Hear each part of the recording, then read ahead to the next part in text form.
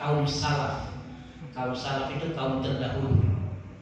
Ya, kira-kira sahabat atau tabi'in, tabi'in itu disebut dengan kaum salaf, kaum terdahulu.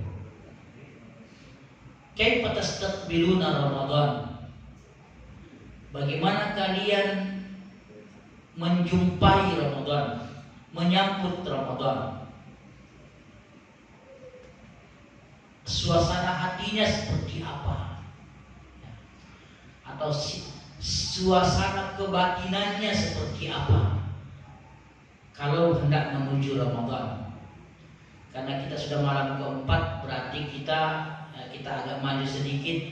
Kaifa tastaqbiluna al-lailatal rabi'ah min Ramadan? Bagaimana kalian mempersiapkan diri menyambut menjumpai malam keempat Ramadan?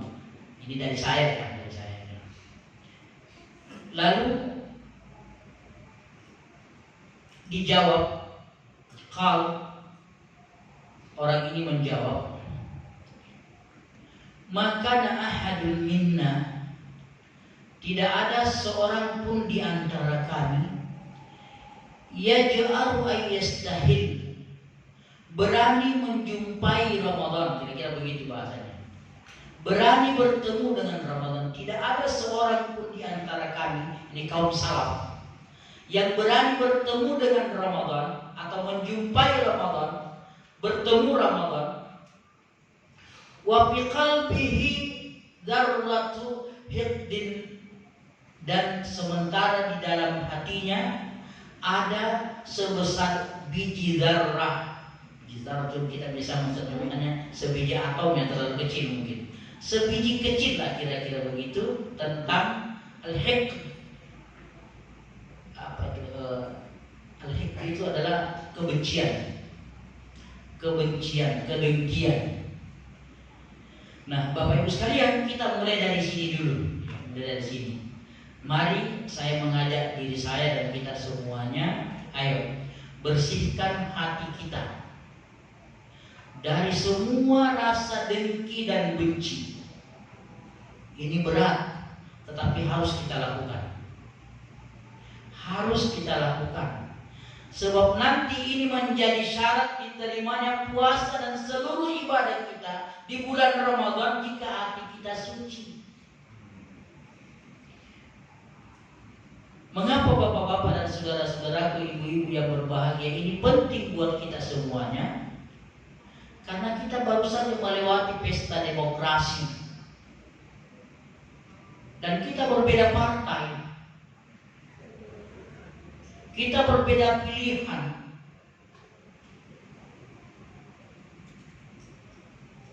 Kita berbeda pilihan, mungkin juga kita berbeda pilihan yang lain, dan seterusnya. Bahkan yang lebih parah adalah ada orang yang kerjanya setiap hari memposting di handphonenya semua berita-berita buruk, penghinaan, perendahan, apalah namanya, untuk seseorang atau untuk satu orang atau untuk orang lain. Disebarkan aib orang, dihina orang itu, direndahkan orang itu, disepelekan orang itu, dan seterusnya dan seterusnya. Oke lah, itu sudah berlalu. Kita buka lembaran baru di bulan Ramadan. Bersihkan hati kita. Seperti yang kaum salaf tadi, mereka tidak berani bertemu dengan Ramadan kalau di dalam hatinya ada setitik kebencian terhadap orang lain. Ini berat sekali lagi, tapi harus kita lakukan. Harus kita lakukan. Sebab ini nanti menjadi syarat diterimanya ibadah-ibadah kita. Kan kita tidak mau seperti apa yang disampaikan Rasulullah SAW, kam min sha'imin laisa lahu jazaa'an illa al-'atash wal ju'. Ada banyak orang yang berpuasa tapi dia hanya mendapatkan dari puasa itu lapar dan dahaga semata. Tidak ada pahala yang didapat. Tidak ada ganjaran besar yang didapat. Tidak ada keselamatan kelak didapat. Tidak ada pintu surga yang bernama Babur Rayyan yang didapat. Tidak ada hisnun dan junnatun di hari kiamat dari api neraka. Tidak ada benteng dari api neraka. Tidak dapat kita. Oleh karena itu bapak-bapak, ibu-ibu dan saudara-saudara yang saya cintai, mari. Udah selesai yang lalu, sudah biarlah berlalu. Ya. Tutup masa lalu. Nah, maksudnya yang sifatnya kebencian tadi ya, yang kebencian tadi, dengki tadi, udah. Karena tidak ada gunanya juga. Tidak ada gunanya. Walaupun sekali lagi saya mengatakan, sampai hari ini ada orang yang memang kerjanya setiap hari menyebarkan aib orang lain. Bahagia rasanya kalau dia bisa menyebarkan aib orang lain. Ada orang yang demikian. Asal jangan kita. Itu yang pertama ya. Yang kedua, Bapak Ibu sekalian, digado-gado saja.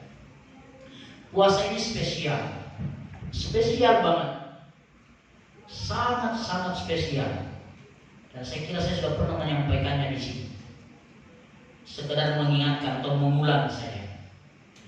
Bukankah Allah Subhanahu wa taala berfirman, "As-saumu li wa ana ajzi bihi."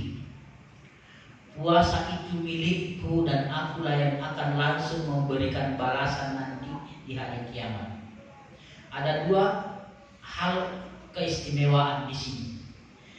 Yang pertama adalah bapak-bapak, ibu-ibu, saudara-saudara yang saya cintai, bayangkan semuanya.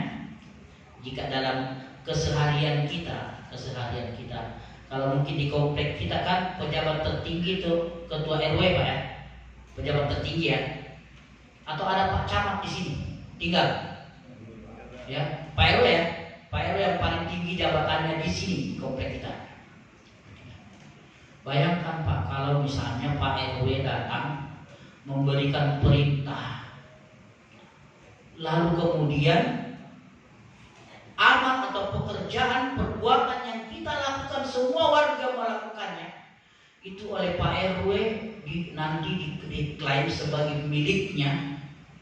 Banggalah rakyatnya, banggalah semua kita. Luar biasa. Ini baru Pak RW. Kalau presiden misalnya, level presiden, yang bekerja adalah rakyat, tapi nanti presiden yang akan membanggakan di mana-mana. Ini adalah pekerjaan kami sebagai bangsa Indonesia. Saya sebagai presiden dan seterusnya, kira-kira begitu. Nah, puasa ini Bapak Ibu sekalian satu-satunya ibadah, tidak ada yang lain. Karena Allah sendiri mengatakan kullu amal ibni Adam lahu. Semua perbuatan anak Adam manusia itu adalah untuknya. Kita sholat untuk kita zakat untuk kita haji untuk kita berbuat baik, sedekah dan seterusnya untuk kita. Tapi ini satu-satunya yang puasa ini yang jadi masalah dalam tanda petik. Kenapa? Karena yang puasa adalah kita, adalah hamba-hamba Allah yang beriman itu yang puasa. Tapi Allah yang mengklaim sebagai pemiliknya, as-saumu li. Puasa milikmu, kata Allah, bukan milik saya, bukan milik bapak-bapak dan saudara-saudaraku semuanya, bukan milik ibu-ibu semuanya, walaupun yang puasa adalah kita semuanya. Tapi khusus puasa ini oleh Allah diklaim sebagai pemilik tunggal, bukan pemilik berdua, bukan. Pemilik tunggalnya adalah Allah. Yang puasa adalah Bapa, yang puasa adalah Ibu, yang puasa adalah kita semuanya, tapi pemiliknya adalah Allah Subhanahu wa taala. Begitu. As-saumu li, kata Allah. Lalu potongan berikutnya Allah mengatakan wa ana ajzi bihi, dan akulah yang akan memberikan balasan kelak nanti di hari kiamat. Bapak Ibu sekalian, saudara-saudara yang saya cintai, balasan puasa ini sudah banyak dibahas, tapi nanti akan bermuara kepada satu hal. Satu hal itu adalah surga. Nanti kita sampai di situ. Tetapi apa yang ada di dalam bungkusan kotak Bagi orang yang berpuasa tadi, itu tidak semuanya dibuka di sini, di dunia ini. Kelak dirahasiakan oleh Allah di dunia ini nanti akan dibuka oleh kita semuanya. Ibarat paket, kita dapat paket, maka nanti kita akan buka di rumah kita. Tidak dibuka di tempat umum di sini. Di hari kiamat, di akhirat nantilah akan dibuka apa saja isi dari yang dijanjikan oleh Allah Subhanahu wa taala, wa ana ajzi bihi, dan akulah yang akan memberikan balasan kepada mereka yang berpuasa itu. Bapak-bapak, ibu dan saudara-saudara yang saya cintai, poin berikutnya adalah puasa ini memang istimewa. Hampir sejalan dengan banyak pepatah kita, pepatah Indonesia, bahkan mungkin bahasa bisnis. Misalnya ketika kita punya bahasa atau sehari-hari, beli satu gratis satu gitu ya, beli satu gratis satu. Puasa juga demikian, beli satu atau puasa satu kita dapat gratis satu. Dan itu tidak terbatas, bisa kita beli beli satu saja, tapi kita bisa banyak dapat gratis. Bagaimana caranya? Kata Rasulullah SAW, man aftara sa'iman fakana lahu ajruhu misla ajri fa'ilihi duna ayyanqusa min ujurihim syai'a. Barang siapa, barang siapa yang memberi buka puasa kepada orang yang berpuasa, maka pahalanya sama dengan orang yang berpuasa pada hari itu. Benar kan? Beli satu dapat satu. Dan Nabi SAW tidak mengatakan bahwa yang dimaksud memberi buka puasa itu adalah haruslah satu nasi kotak, ada nasinya, ada ayamnya, ada sayurnya, dan seterusnya. Tidak. Kata Nabi, walaupun hanya dengan seteguk air dan sebiji kurma. Seteguk air dan sebiji kurma itu sudah masuk dalam area yang kita sebutkan tadi, beli satu gratis satu. Apa yang kita beli? Kita beli karena kita puasa. Nah, itu arti kita beli. Bapak puasa, ibu puasa, saudara-saudara semuanya puasa, itu artinya kita beli. Kita sudah beli satu nih puasanya. Nanti kita akan gratis satu kalau kita memberi makan buka puasa kepada orang lain, orang yang berpuasa. Maka orang yang berpuasa itu pahalanya sama dengan orang yang berpuasa. Berarti bisa contoh yang paling sederhana. Hari ini saya puasa, lalu saya memberi satu orang buka puasa, maka pahala saya hari ini adalah saya dapat 2 pahala puasa. Itu artinya beli satu gratis satu. Luar biasa. Dan ini terbuka peluang buat kita semuanya. Karena Nabi mengatakan walaupun hanya dengan seteguk air, sekarang nggak ada seteguk air, minimal segelas air lah, kira-kira begitu. Dan sebiji kurma, tidak sampai Rp1.000. Tidak sampai Rp1.000, tapi pahalanya lah sama dengan pahala puasa satu hari. Tidak dikurangi satu dengan yang lain.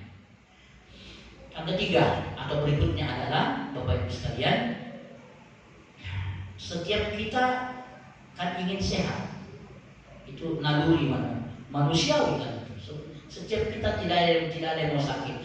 Semuanya mau sehat. Nah, ternyata nanti boleh dibaca di jurnalnya atau dibuka di YouTube-nya tentang faedah orang yang berpuasa. Ternyata hari pertama ini yang terjadi, hari pertama dan kedua ini yang terjadi, hari ketiga sampai sekian ini yang terjadi, sampai di ujung. Ternyata luar biasa efek sehat yang ditimbulkan atau yang dilahirkan oleh puasa itu. Nah, bapak-bapak boleh baca, nanti buka lah nanti di YouTube masing-masing ya. Buka di YouTube tentang efek puasa itu. Ternyata terbagi-bagi. Hari pertama sampai kedua ini, ketiga sampai sekian ini, dan seterusnya sampai di ujung jalan. Luar biasa. Dan bahkan Nabi SAW sudah mengatakan, sumu tasihhu, puasalah kalian, niscaya kalian akan sehat. Sehat kita insyaallah. Maka setelah Ramadan nanti ini, ayo mari kita lanjutkan dengan puasa-puasa sunnah. Kalau kita tidak sanggup puasa Daud, ada Senin Kamis. Tidak sanggup Senin Kamis Anda puasa 3 hari sebulan, tanggal 13, 14, 15 setiap bulan Hijriah sampai di ujung jalan dan seterusnya. Ayo mari kita budayakan itu supaya kemudian benar-benar kita sehat insya Allah. Bapak Ibu sekalian yang saya hormati, puasa itu memberikan jaminan hari esok. Kan itu juga menjadi prinsip kita kan. Ada jaminan hari esok. Kalau kita nabung kan ada jaminan hari esok. Tapi hari esoknya di sini bukan di dunia. Hari esoknya adalah di akhirat. Kata Rasulullah SAW, dan ini hadis ini sudah terulang di 3 malam sebelumnya adalah man shama ramadhana imanan wa ihtisaban ghufira lahu ma taqaddama min dhanbihi. Orang yang berpuasa di bulan Ramadan karena iman dan penuh harap kepada Allah, penuh harap baik kebaikan pastinya, maka jaminan kata Nabi adalah ghufira lahu ma taqaddama min dhanbihi, diampuni dosanya masa lalu tanpa batas. Dalam hadis ini Nabi tidak membatasi setahun atau 2 tahun, tapi ghufira lahu ma taqaddama min dhanbihi, diampuni dosanya masa lalu. Bahkan pada riwayat yang lain dikatakan wa ma ta'akhkhar, dan yang akan datang tanpa batas. Luar biasa. Oleh karena itu bapak-bapak, ibu dan saudara-saudara saya cintai, satu lagi terakhir dari poin-poin yang saya tulis tadi adalah manusia selalu ingin aman. Aman kan, kita mau aman lah. Rumah kita dipagar, di pintunya kokoh, kuncinya kokoh, jendela ada teralis, karena kita mau aman. Kita mau aman. Tapi puasa tidak memberikan hanya sekedar aman di dunia ini, tapi kelak di akhirat puasa, kata Rasulullah SAW, akan menjadi hisnun wa junnatun minan nar, perisai tembok besar penghalang antara seseorang yang berpuasa dengan api neraka. Hisnun wa junnatun minan nar, tembok raksasa yang mengantarai, yang membentengi antara orang yang berpuasa dengan api neraka. Kita ingin aman, aman yang ada pada puasa. Baik, saya kira bapak-bapak dan ibu saudara sekalian, dan hasil dari semua itu adalah at-taqwa, seperti pada surah Al-Baqarah 183, la'allakum tattaqun, niscaya kalian akan menjadi hamba-hamba Allah yang bertakwa. Dan kita semua tahu bahwa Allah Subhanahu wa taala berfirman, innal muttaqina fi jannati wa 'uyun, sesungguhnya orang-orang bertakwa itu dipastikan masuk ke dalam surga yang dikelilingi dengan mata air. Assalamualaikum warahmatullahi wabarakatuh.